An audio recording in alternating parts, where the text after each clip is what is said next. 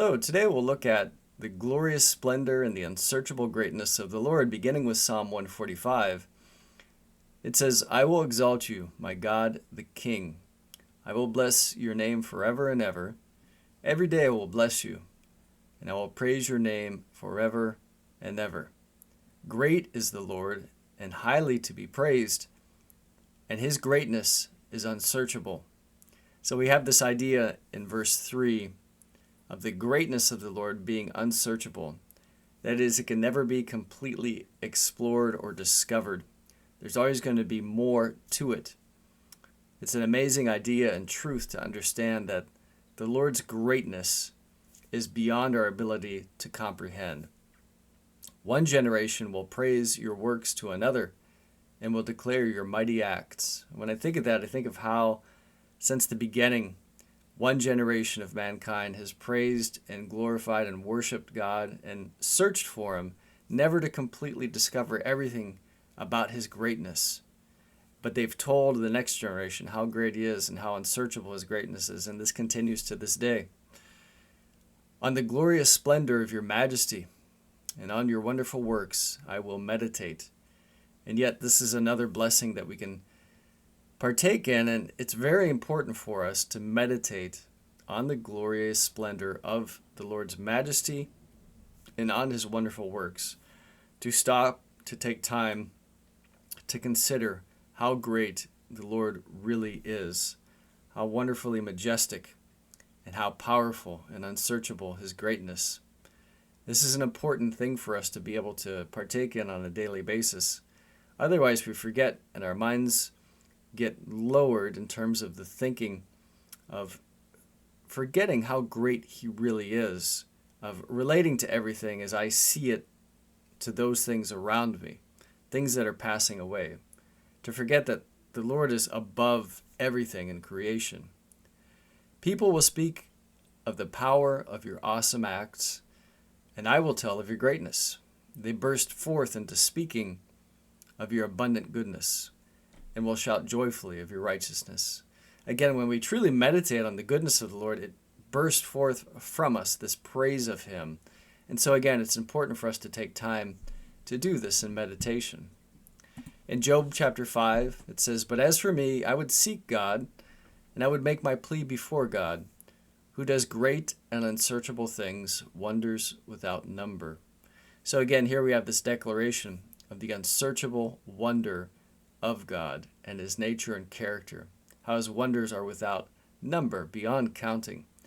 He gives rain on the earth and sends water on the fields, so that he sets on high those who are lowly, and those who mourn are lifted to safety. He frustrates the schemes of the shrewd, so that their hands cannot attain success. He captures the wise by their own cleverness, and the advice of the cunning is quickly thwarted. By day they meet with darkness and grope at noon as in the night.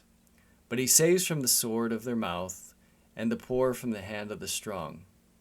So the helpless has hope, and injustice has shut its mouth. So again, here specifically, the unsearchably great wonders that he does, here is given an application that those that are helpless receive help from him. And they can only truly hope in the Lord because of his unsearchable greatness. And in the opposite, it says as well that those who do wickedness grope around at noon as in the night. And again, this is only possible because of who he is and his greatness. Again, in Job, it says, It is he who shakes the earth from its place and its pillars tremble, who commands the sun not to shine and puts a seal on the stars, who alone stretches out the heavens and tramples down the waves of the sea, who makes the Bear, Orion, and the Pleiades, and the constellations of the south. It is he who does great things, the unfathomable and wondrous works without number. So again, we have the same declaration. Unfathomable is conveying the idea that I can't comprehend or wrap my mind around how great the things that he has done are. And again, wondrous works without number. God is unlimited, and that's a hard thing for us to understand, but it's a wonderful thing to meditate upon. If he were to pass by me, I would not see him. Were he to move past me, I would not perceive him. If he were to snatch away, who could restrain him? Who could say to him, what are you doing? Again, here is conveyed the absolute sovereignty of the Lord and how he is really beyond our ability to perceive or comprehend in any way the true greatness of him himself, what makes up God, that it is his very nature, this his unfathomable greatness. It really gives us a loss of words at trying to describe it in many ways. In Isaiah 40:28, it says, do you not know, have you not heard, the everlasting God, the Lord, the creator of the ends of the earth, does not become weary or tired. His understanding is unsearchable. So again, his wisdom, the decisions he makes, what he chooses to do, is perfectly wise and again unsearchable, that we can't understand the complete depths. And so sometimes when something happens that we don't understand why it happens, again, it gives us comfort knowing that his wisdom and his understanding are unsearchable, that I can't completely understand everything in the moment from my limited perception and ability to think. But again, it gives us faith in knowing that we can trust him in all of his wisdom and decisions. Going back to Job again, chapter 11, it says, can you discover the depths of God? Can you discover the limits of the Almighty? And we know the answer is no, we can't. We can't understand everything about him. They are as high as the heavens. What can you do? Deeper than the grave or the underworld? What can you do? Its measurement is longer than the earth and broader than the sea. If he passes by or apprehends people or calls an assembly, who can restrain him? So again, sometimes in my foolishness, I try to restrain the Lord and his decisions, the things that I don't like happening in my life or don't agree with. But again, meditating on the unsearchable nature of his greatness gives me faith to have comfort in those times when I don't understand or don't agree with what's happening in my life or around me. And again, how could we possibly discover the limits of the Almighty?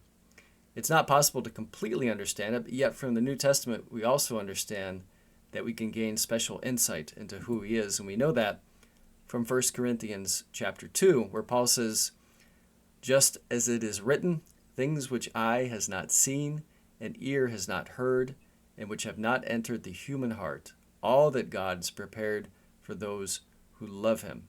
So again, everything, all the wondrous works, the uncountable number of great works that he has done, is doing, or will do, we can't possibly understand. It hasn't entered our mind or our heart.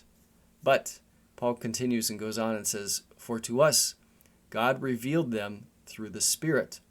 For the Spirit searches all things, even the depths of God.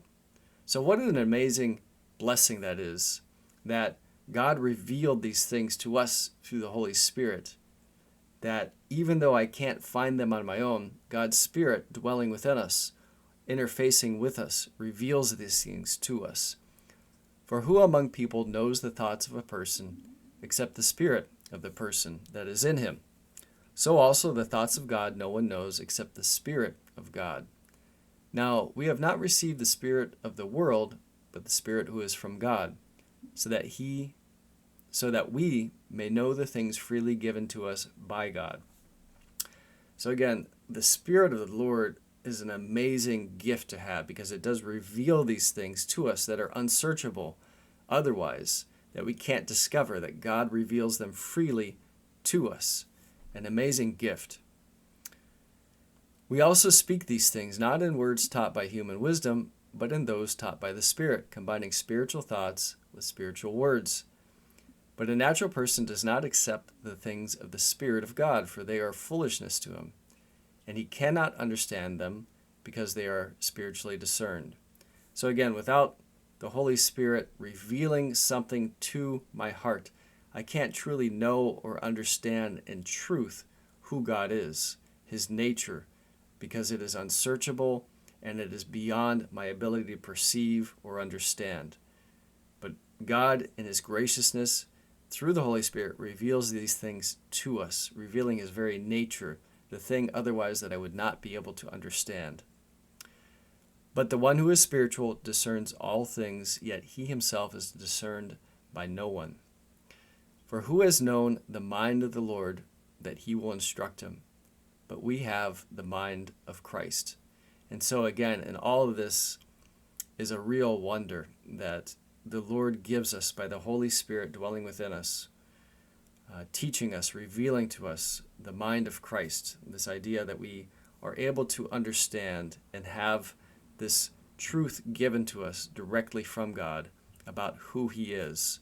Because again, who he truly is completely unsearchable, unknowable in everything that he is. But he reveals aspects of himself to us over time through his word and through his spirit. And it's a beautiful thing, again, to think on, to meditate on, and to focus on. Take care.